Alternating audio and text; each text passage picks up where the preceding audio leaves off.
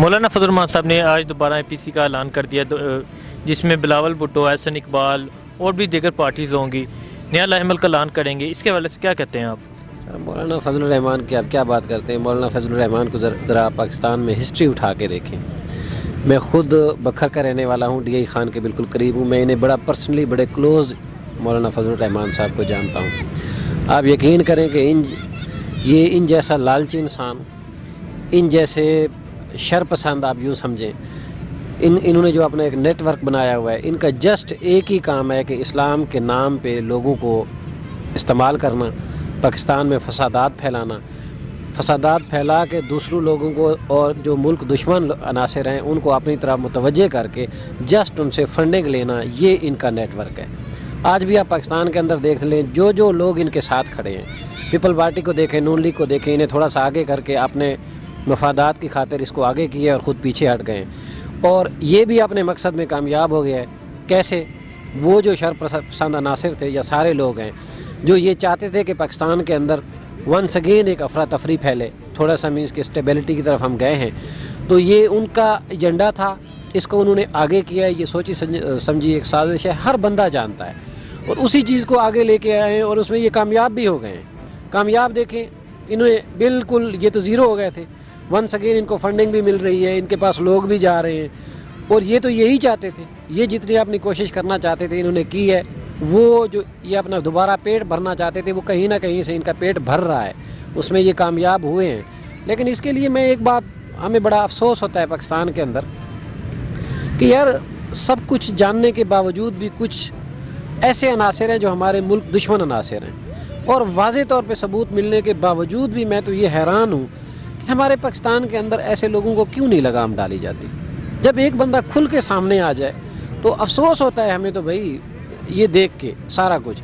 اب گورنمنٹ کو بھی پتہ ہے یار، مدارس کے لوگوں کو، بچوں کو یہ یوز کر رہے ہیں، اور وہ بچے آپ یقین کریں، دیکھیں ان فیملیز کے بچے ہیں جن کے پاس گھر میں کھانے کا کچھ نہیں ہے، وہ بچوں کو اٹھا کے مدرسے میں بھیج دیتے ہیں، آگے وہی مدرسہ کے بچے جو ہیں وہ ان کے آگے سیاست کے اور ان کے جو ہے نا غلط استعمالات کے مینس کہ ان کے ہاتھ گنڈے ان کے ہاتھ چڑھ جاتے ہیں، اور انہوں کے یہ یوز کر کے اپنا پیٹ بھر رہے ہیں، اور وہی بچے بڑے ہوتے ہیں، ان کی وہی مینٹیلٹی ہوتی ہے، اور وہ آ کے پھر ہمارا جو ہے نا بیڑا غرق کرتے ہیں۔ تو آج تک نہ کسی نے ان کے لیے کوئی قانون بنایا ہے، نہ اس چیز کے لیے ایک پلاننگ چاہیے ہوتی ہے، ایک ملک میں ایک پلاننگ ہوتی ہے، ایک لانگ ٹرم ایک سوچ ہوتی ہے۔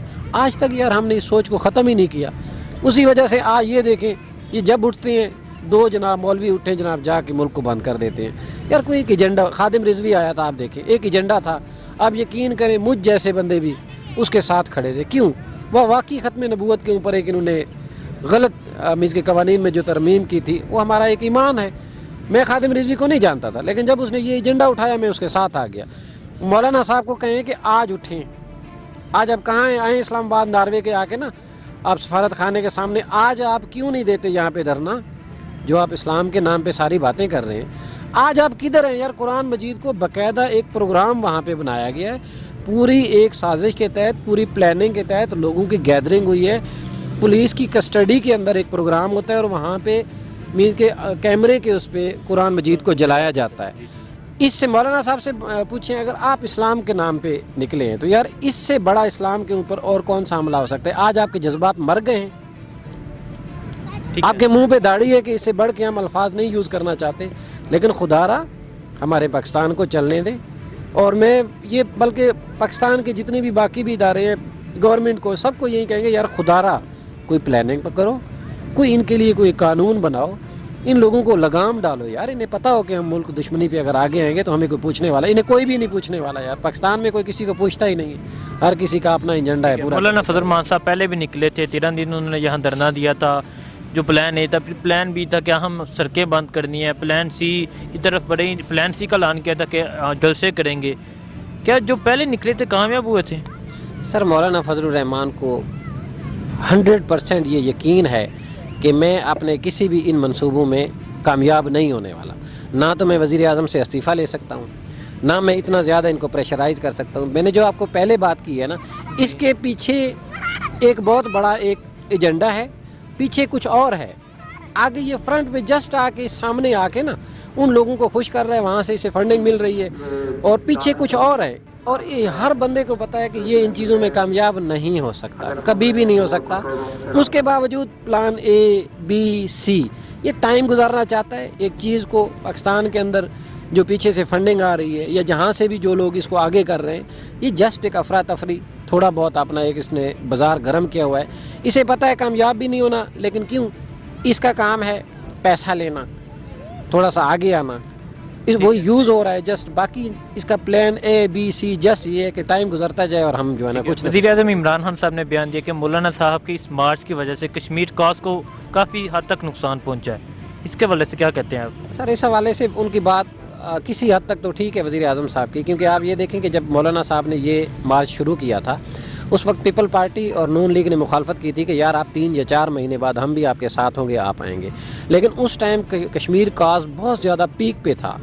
وزیر اعظم نے دیکھے امریکہ میں جا کے، بلکہ پوری دنیا میں اس ایجنڈے کو ایسے اٹھایا کہ ہر جہاں کہیں بھی پوری دنیا میں کشمیر کا ایجنڈا ایک مرتبہ سب سے اوپر آ گیا تھا. خود انڈیا والے پریشان ہو گئے تھے. اس دوران اتنی پیک پہ تھا، تو یہیں سے تو صحیح پتہ چلتا ہے کہ پیچھے کون سی لابی ہے. تو اسی وقت اس نے فوراً اس نے کہا نہیں، ہم نے فوری طور پہ ابھی ہم نے نکلنا ہے. کیوں؟ وہ پیچھے جو لابی تھی اس کو پتہ تھا کہ کشمیر کاز کو ہم اسی وجہ سے ہی نیچے دبا سکتے ہیں اگر ہم مولانا صاحب کو آگے کر دیں، اور اس میں کہتا ہوں یہ کامیاب ہو گیا. اور اب وزیر اعظم صاحب سے پوچھیں، چلو ٹھیک ہے وہ سارا کچھ تھا، لیکن آج پھر ہم کشمیر کاز کے پیچھے ٹھنڈے پڑ گئے.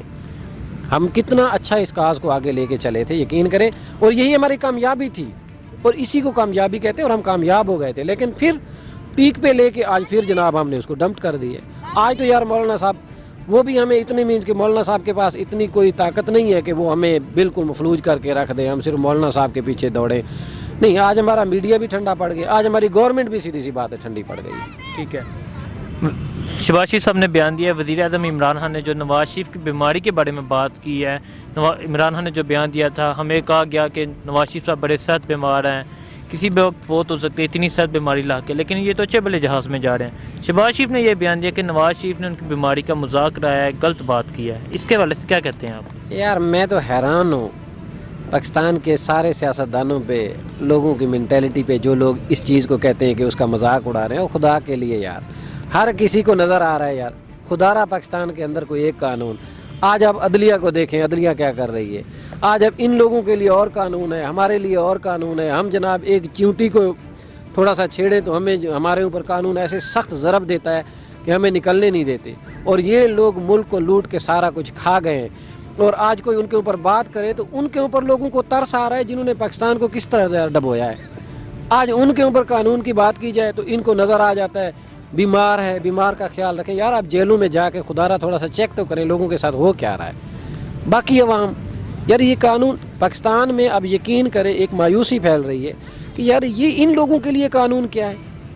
اے سی ان کے پاس ہیں جناب، پروٹوکول ان کے پاس ہیں، گاڑیاں ان کے پاس ہیں، ٹی وی ان کے پاس ہیں، کھانے ان کے باہر سے آ رہے ہیں.